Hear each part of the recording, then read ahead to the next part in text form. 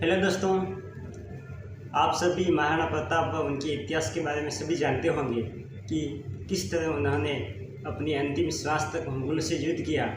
कभी भी अपनी ज़िंदगी में उन्होंने हार नहीं मानी। हम महाराणा प्रताप का इतिहास पढ़ते हैं तब हमें मिलता है कि उन्होंने कई वर्षों तक महाराणा प्रताप ने भीलों के साथ जंगल में बिताए। वो पल जिसमें अनेक आदिवासी भीलों ने भी उस समय उनका साथ दिया था। इतिहास में साक्ष्य के अनुसार हम बोल सकते हैं कि भीलों ने महाराणा प्रताप के प्राणों की रक्षा भी की, उनके साथ कंधे से कंधा मिलाकर युद्ध भी किया।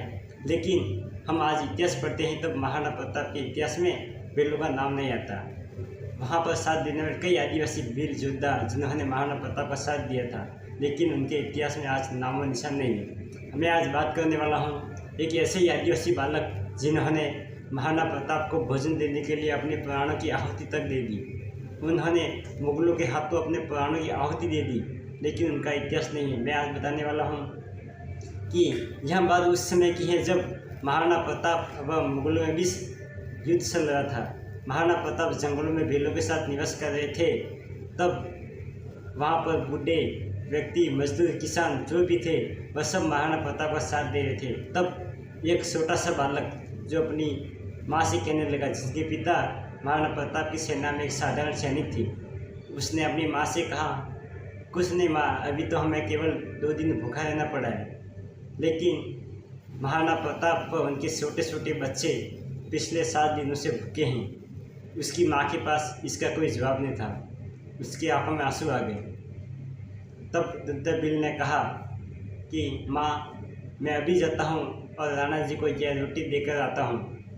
तब उनकी माँ ने आंसू पोंछते हुए कहा, बेटा तो अभी छोटा है, कहाँ जाएगा, राणा जी को कहाँ ढूंढेगा, वह न जाने किस जंगल में कहाँ पर भटक रहे होंगे, आपको वो कहाँ मिलेंगे।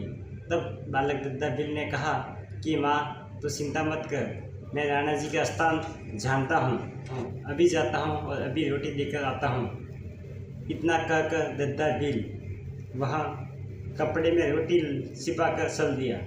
बालक की घर पर अकेली माँ रह गई, उनके द्वार बंद कर दिया। बस सोचने लगी, क्या दुद्धा राणा तक पहुँच पाएगा, कब तक वापस आएगा, कहीं ऐसा न हो मुगल सैनिक पकड़कर उसकी हत्या कर दे। वहाँ बार बार घर का द्वार खोलकर देखने लगी। उधर दुद्धा बिल रात के अंधेरे में बिना चप्पल के भागा चला जा रहा था। अचानक से सामने से 2 मुगल सैनिक आ गए और उन सैनिकों ने कहा, रुको, तुम कौन हो, कहाँ जा रहे हो। लेकिन दुद्धा बिल रुका नहीं, उन्हें अपनी स्पीड दोगुनी कर दी। तब मुगल सैनिक ने उसने तलवार से हमला कर दिया। यह कहते कहते उस मुगल सैनिकों ने तलवार से हमला कर दिया, जिससे उसका दायां हाथ कटकर अलग हो गया और बालक अचेत होकर वहीं गिर पड़ा। मुगल सैनिक बालक को वहीं छोड़कर चले गए। बालक दुद्धा को जब होश आया तब वहाँ सांस बटोरकर रोटी लपेटकर पुनः राणा जी की ओर चल पड़ा। एक पहाड़ी की उस चोटी पर पहुंचकर उसने सीटी बजाई और वहीं पर गिर पड़ा। उसका दायां हाथ कटा हुआ था। किसी के मधुर स्पर्श से बालक दुद्धा ने अपनी आंखें खोली, देखा, मुस्कुराया और बोला, राणा जी, रोटियाँ। माँ ने वह आगे कुछ नहीं कह सका, बस उन्होंने अपना दायां हाथ आगे कर दिया। महाराणा प्रताप सब कुछ समझ के उसकी आंखों में आंसू आ गए।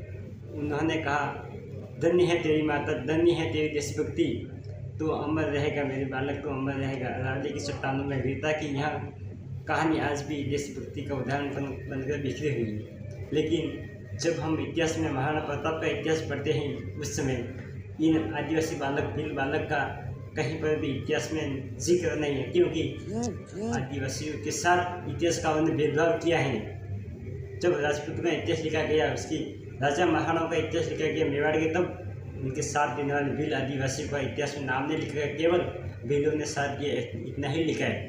भील सहयोगों के बारे में लिखा है कि उन राजा ने सहयोग किया। और भी देखिए तो जयमल कोटडियर ने भी सहयोग किया था, उनका भी अलग से मैं वीडियो बना दूँगा। जय जोहार, जय भील।